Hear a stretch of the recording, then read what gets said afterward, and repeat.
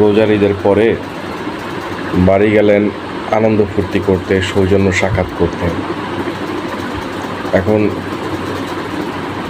রোজার শেষে যার ছুটি হবার কথা, ওই যে ইবলিশ, এর নিয়েও কি বাড়িতে গেছিলেন নাকি?